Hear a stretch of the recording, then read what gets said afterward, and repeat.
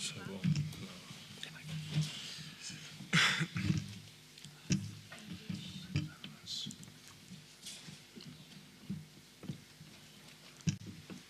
Thank you. You don't need it. Okay, good evening. Welcome to our Matchday -1 press conference ahead of tomorrow's Champions League fixture against AS Monaco. I'm joined by our head coach Thomas Frank and Kevin Danso. We'll take questions from the floor, and I'm presuming is there use the microphone provided. We'll try to get through as many as we can in the time we have. Who would like to start us off? Elise? Hi Thomas, obviously just a couple of days from the defeat on Sunday. Is this now just an opportunity to kind of put things right after that? Yeah, I think that's a good thing with playing games so shortly after each other. So you just progress and move on to the next one. I think the good thing with the Villa game was overall a very good performance. Also, when we looked back, so I'm pleased with a lot of things there. Now we just need to take a lot of the bits into the game tomorrow against Monaco, which is a very good team with very good players. They already started the campaign, I think, quite well with a draw here against City. Last year they beat Villa, they beat Barcelona. Clearly a very talented team.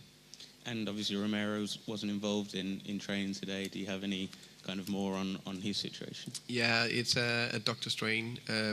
We will assess it more this week before we come with any time frame. And Kevin, obviously stepping in for Christian, it's not just a kind of important player and a leader that you're stepping in for. It's also a player that offers so much with the ball as well. Are you kind of thinking about that and those kind of passes that he plays and stuff in your role also? Definitely, but also just, try to fulfill the role as best as I can, Obviously, he's a very important player for us. For me, it's just doing a job, defending first and foremost, and trying to replace him in that instance as best as I can. And I think it was an okay game, and unfortunately, we didn't get the result we wanted to, but the aim is to win here tomorrow. I think Kevin played a very good game against Villa.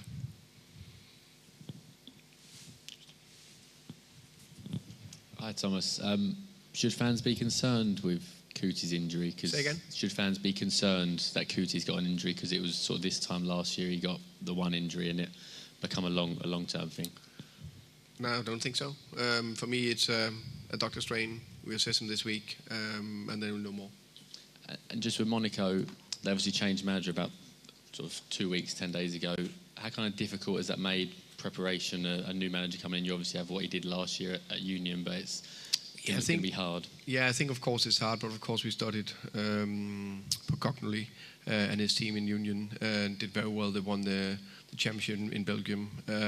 So that's what we do. We look at the last game they played, and then more or less, not all, but a lot of games from Union, also in this Champions League campaign as well. So we have, I think, a good idea of what they want, but also we know that the very talented players speaks for themselves, also under the former manager when they played 2-2 here against City. So it's a tough test, but we're up for it. We trust ourselves. We think we're in a good place, and we will do everything we can to win the game tomorrow.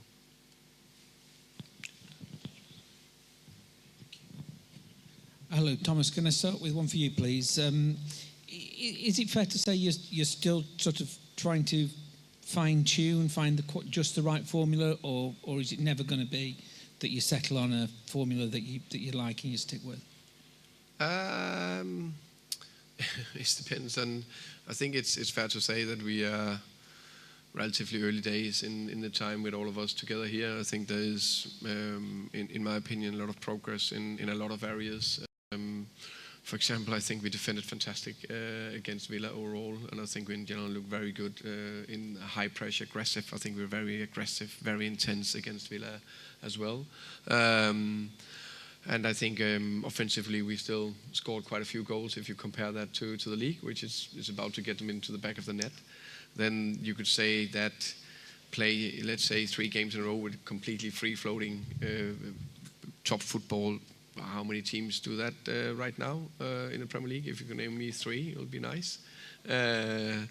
But we and I are aiming for the perfect game every single game. That's what we want to do. But we know what we are working at, and I think we're progressing nicely.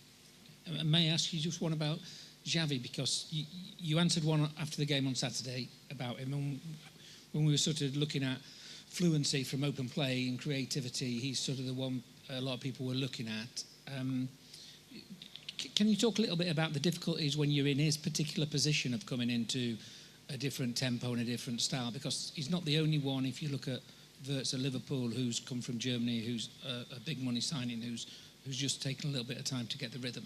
I think that's a very good question. Also, a very good comparison with Wirtz. That also a very good player, just like Xavi, a very good player coming into a couple of things: new country, new club, new city. Just need to settle in, and it is part of it.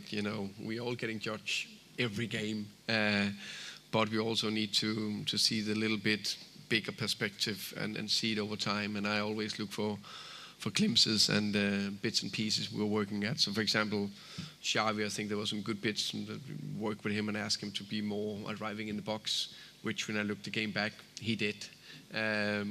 Was that the big eye-catching moment? No, but there was good glimpses. So I think it's constantly going a little bit in the right direction. Thank you. Thank you. Hi, Thomas. Has Destiny Udogie travelled for the game? No.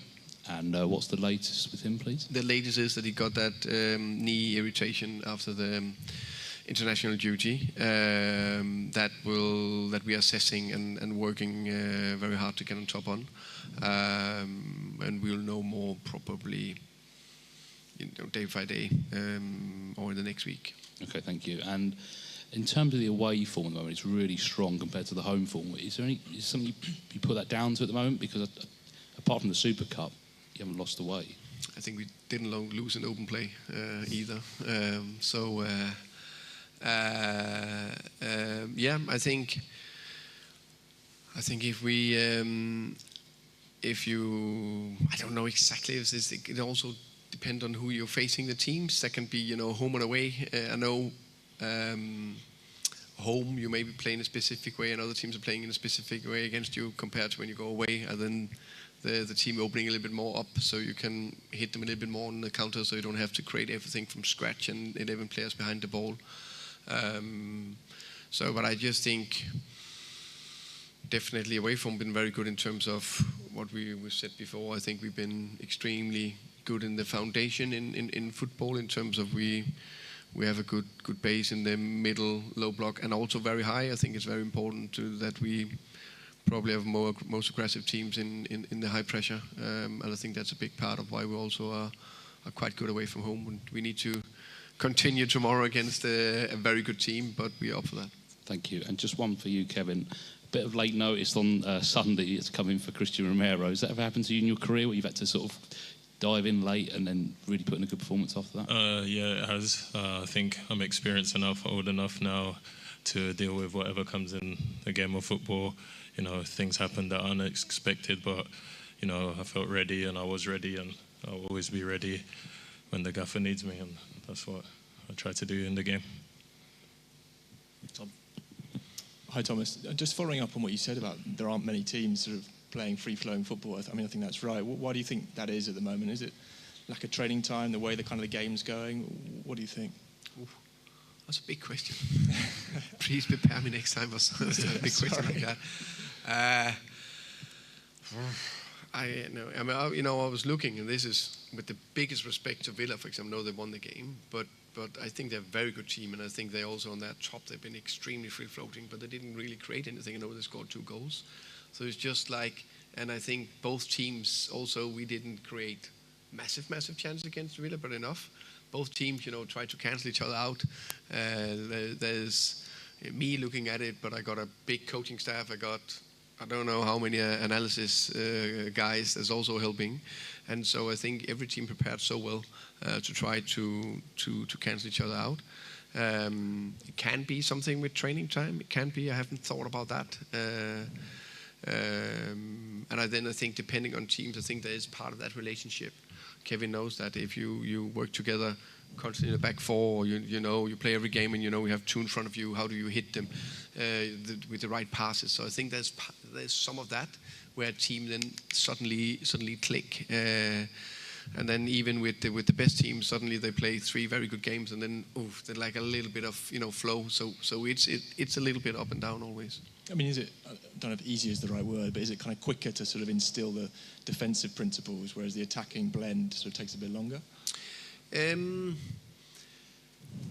I think yes, because I think it's relatively easy-ish to do the defensive bit, because you need to have your key principles in what you want to do in high pressure, middle pressure, how to defend the box, install mentality of sprint back, recovery runs. I think that's one thing, but offensively there's a lot of patterns, there's a lot of things you need to click, and you also, how can you say, try how is the right blend with the players, who is connecting well. That's also part of it, I think. Okay, just lastly, sort of linked to that, can I just talk about the midfield balance, whether you're happy with that kind of tactically? There's been a sort of an idea that maybe some of the passing's been not quite ambitious enough from central midfield. Is that something you agree with? Is something you're working on? I think in general I've been overall happy with the midfielders that's played so far this season. Of course, we always want passes through the lines or diags or balls in behind, but I think overall I'm quite happy. Right. Hi, Thomas. Brennan Johnson scored arguably the most important goal in the club's history. He started the season really well, but he just seems to have kind of fallen away. Is it as simple as that you prefer Mohamed Kudus on the right at the moment, or can you provide some context as to why Brennan hasn't really had many opportunities?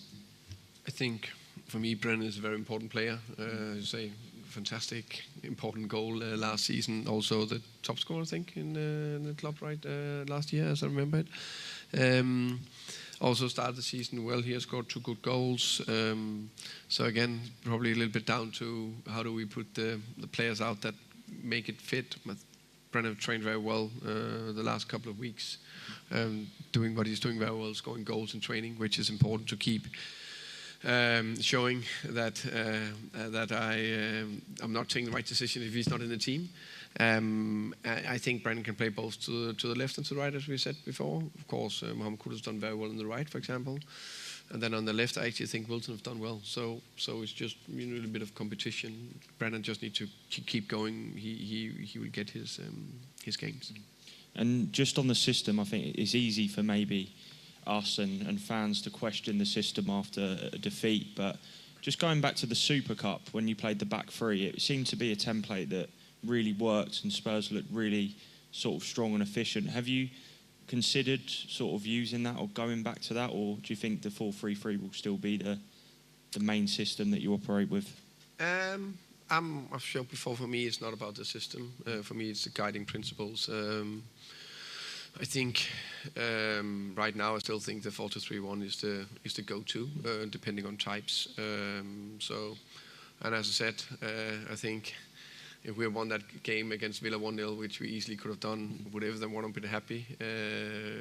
So I think the performers were overall good, very competitive. So I'm happy with that. I'm very aware that we need to add extra layers, which we're working on.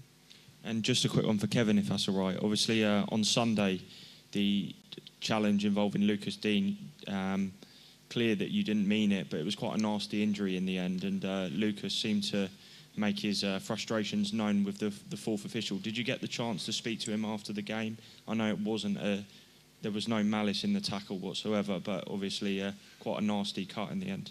Yeah, I mean, these things happen in football. Of course, there was no ill intent, nothing behind it. It's just an unfortunate situation. I apologised to him while he was on the floor because I felt that I did catch him, but I clearly cleared the ball, and then with the follow through, which does happen in football. Sadly, I saw the picture of his ankle, and I didn't have a chance after the game, but I apologised to him on the pitch, and I would like to apologise to him publicly as well. Obviously, no malice, no nothing behind it, and my intention is never to injure anybody. But yeah, I think it's just part of football, sadly. Yeah. Thank you. Final one at the back, please. Hello, Kevin. Just in front of you. It's possible in French? Yeah. Quelle différence tu vois déjà? Est-ce que tu as pu voir un peu des différences entre l'AS Monaco que tu as connu et que tu as connu très très bien et l'AS Monaco d'aujourd'hui sur les premières séances vidéo peut-être que tu as vu? Merci. Oui, c'est dur à dire parce qu'il y a un nouveau entraîneur, mais quand Adi Huta il était entraîneur, j'ai vu dans Monaco, ils étaient en très bien forme. C'est pas comme l'année dernière, cette année, mais c'est le foot. Parfois, il y a des années où ça marche beaucoup plus facile, mieux. Et cette année, c'était pas facile, mais ils ont très bien joué quand même. Et je crois que c'est difficile à dire parce qu'aujourd'hui, ils ont un nouveau entraîneur et ils n'ont pas joué beaucoup de matchs. Et quelles menaces sont les plus importantes pour toi à l'AS Monaco? Quelles vont être leurs armes les plus tranchantes? Ils ont beaucoup de joueurs efficaces, très forts, surtout offensivement. Et je crois que si on défend bien, on peut gagner des matchs. Oui. Okay, thank you very much.